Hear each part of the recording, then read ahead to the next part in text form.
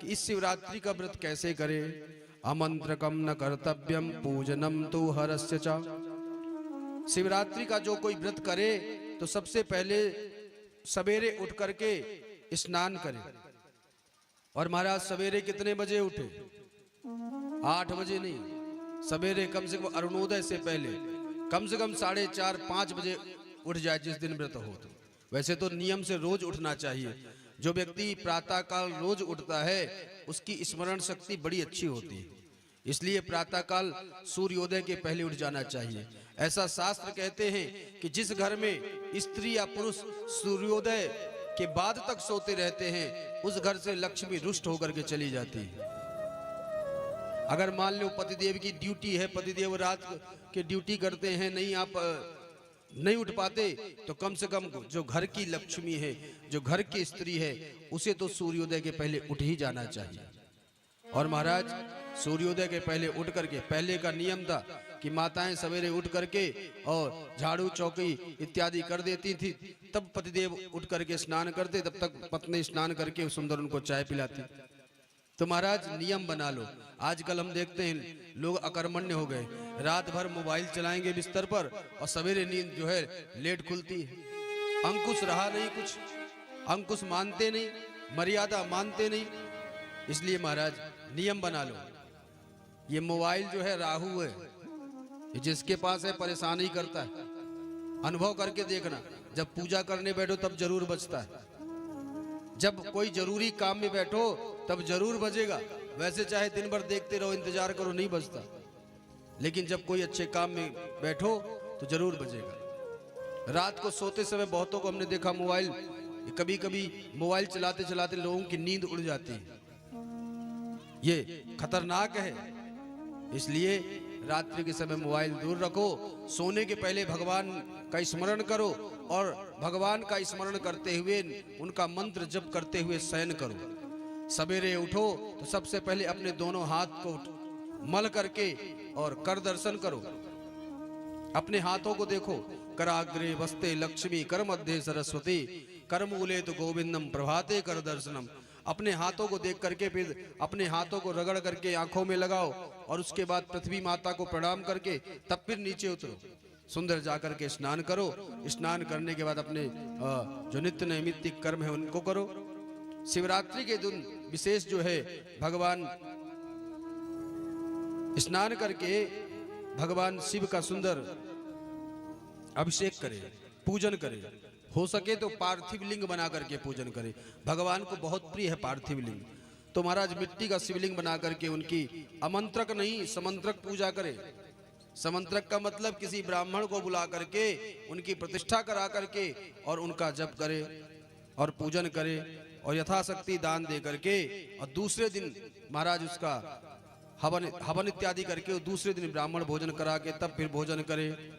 शिव जी ने कहा, सूत जी ने कहा कि महाराज यह नियम है इसका, भगवान के इस व्रत को इस नियम से करना चाहिए। बोले महाराज इस व्रत को करने वाला कोई व्यक्ति है? तब बताया उन्होंने, पुरा कश्चित् वने भिल्लो नाम्ना हासीत् गुरुद्रोहा, कुटुंबी बलवान क्रूरा, क्रूर कर्म परायण। पूर्व जन्म में एक, देखिए शिवरात्रि की कथा है, आप लोग आज सुन लीजिए। कल अगर जो व्रत रहे कोई पंडित जी ना मिले तो फिर इसको मोबाइल से निकाल करके सुन सकते हैं। बढ़िया नियम से भगवान को अक्षत पुष्प लेकर के और इस कथा को श्रवण करिएगा। पूर्व काल की बात है। एक गुरुद्रोह नामक एक भील रहता था। महाराज वह अत्यंत बलवान था, उसके परिवार वाले सब अच्छे थे। वह वन में रहता था और पशुओं का वध किया करता, चोरी करता, यही उसका काम था। वन में जाकर के पशुओं का वध करता और चोरी करता। बचपन से भी किसी प्रकार का कोई शुभ कर्म उसने नहीं किया, हमेशा पाप ही करता रहा। अपने परिवार का पालन पोषण करते करते पापाचार में लिप्त वह गुरुद्रोह नाम का जो भील है बूढ़ा हो गया।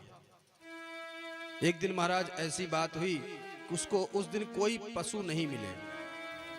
सवेरे से भूखा प्यासा घूमता हुआ पूरे वन में घूमा, कोई भी पशु उसको नहीं मिला। तो रात्रि के समय एक बेल के पेड़ के ऊपर बैठ करके और इंतजार करने लगा, कोई भी पक्षी आएगा। वहीं पास में सरोवर था, कोई भी पशु आएगा उसको मार करके ले जाऊंगा और अपने घर वालों का पालन पोषण उसको खिलाऊंगा। इस प्रकार महाराज वह पूरा दिन निराहार था। बेल के वृक्ष के ऊपर जब चढ़ करके बैठा, उस बेल वृक्ष के नीचे एक शिवलिंग था, उसने अपने पीने के लिए पानी रखा हुआ था। तो महाराज भगवान के शिवरात्रि के दिन चतुर्थ प्रहर की सेवा होती है। वैसे तो नियम है अष्टयाम का, 8 याम उनकी सेवा होनी चाहिए, माने दिन के 4 बार जल चढ़ाओ पूजा करो और रात के 4 बार जल चढ़ाओ पूजा करो। लेकिन रात्रि का विशेष इसमें महत्व है कि चारों प्रहर उनकी पूजा होनी चाहिए। भिल्ल जो है वह उसके हाथ से जल गिरा थोड़ा सा तो शिवलिंग के ऊपर पड़ा। उसी समय बैठा था बेल के पेड़ के ऊपर कि एक हिरणी को आते हुए देखा।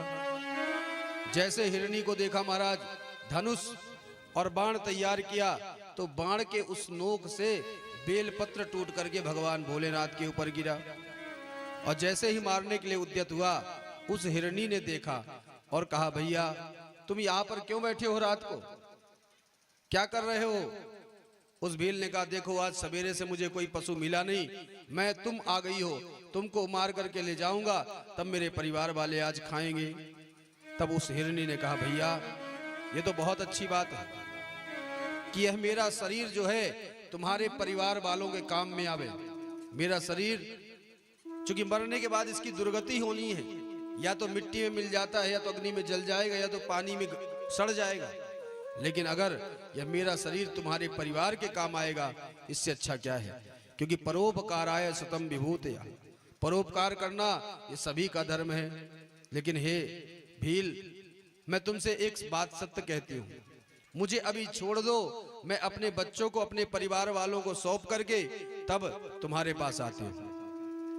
स्थिता सत्येन धरणी सत्येनैव च वारिधि सत्येन जलधारश्च सत्ये सर्वप्रतिष्ठितम्। मैं जो कहती हूँ उसको सत्य मानो, और मैं तुम्हें शपथ देती हूँ कि मैं अपने बच्चों को उनके पिता के हाथों सौंप करके वापस आ जाऊंगी। उसने कहा, नहीं जाने दूंगा।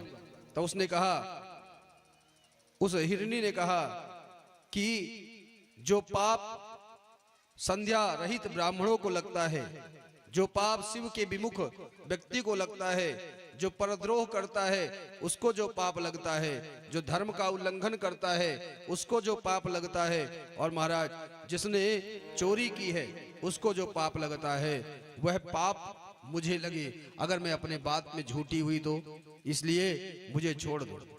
अब देखो भील को दया आ गई, क्योंकि भगवान शिव के ऊपर जल भी चढ़ गया, बेलपत्र भी चढ़ गया, तो भगवान ने थोड़ी उसकी मति निर्मल कर दी। तो भील को दया आ गई, उसने कहा ठीक है जाओ, लेकिन जल्दी लौट करके आना। अब महाराज हिरणी चली गई। उसी समय उस एक दूसरी हिरणी, उसकी बहन अपनी बहन को खोजते हुए आई। जैसे देखा उसने भी यही पूछा, भाई क्यों बैठे हो? उसने कहा, भाई इसलिए बैठा हूं कि मुझे अपने परिवार वाले मेरे भूखे हैं, तुमको मार करके ले जाऊंगा, खिलाऊंगा। उसने कहा, देखो भैया मैं अपने परिवार वालों को बता करके नहीं आई, मैं जा रही हूँ अपने परिवार वालों को बता करके सब काम सौंप करके तब फिर आती हूँ, तब मुझे तुम ले चलना।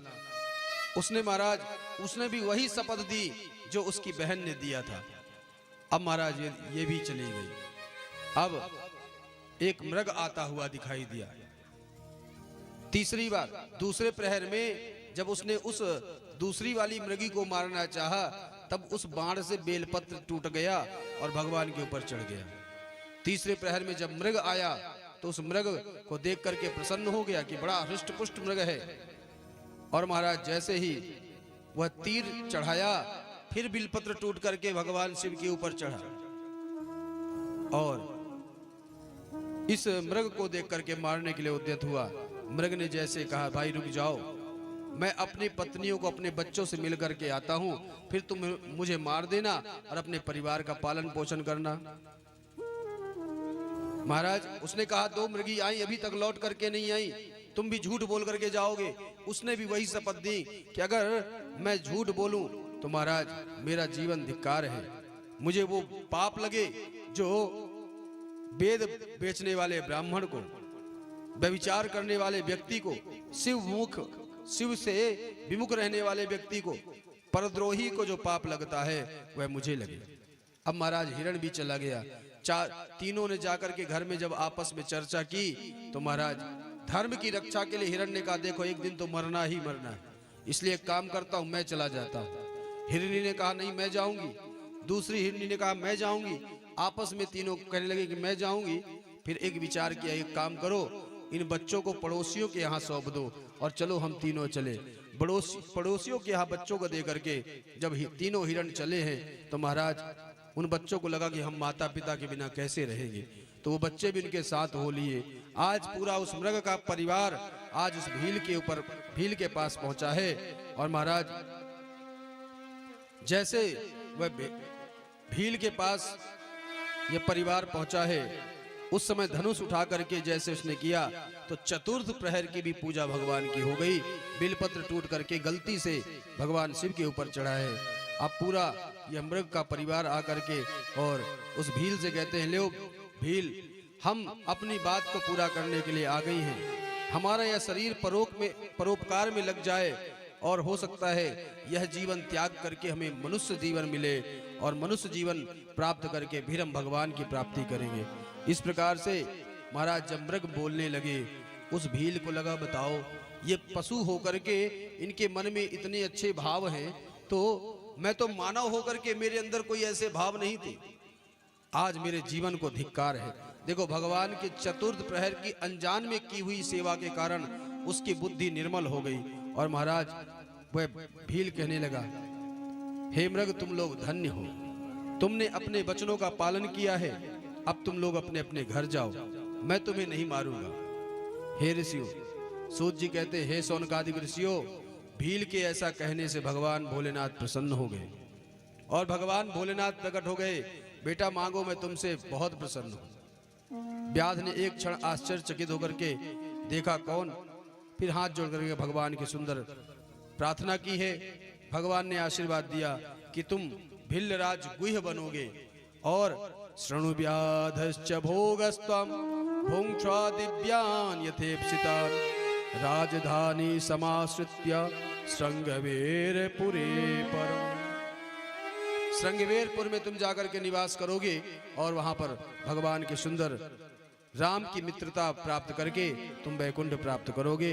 इस प्रकार से महाराज वह मृगों ने भगवान शिव का दर्शन किया और मृग योनि से मुक्त हो गए। और उसी समय उस अर्बुदाचल पर्वत में भगवान व्याधेश्वर महादेव के नाम से प्रसिद्ध हो गए। बोले व्याधेश्वर महादेव की जय। और सूत जी महाराज ने कहा जो इस शिवरात्रि की को भगवान की पूजा करके इस कथा को श्रवण करता है उस व्यक्ति के सभी दुख नाश हो जाते हैं और उनको जो 4 प्रकार की मुक्ति है, सारूप्य, सालोक, सानिध्य और सायुज्य, यह इस शिवरात्रि के व्रत से प्राप्त होती है।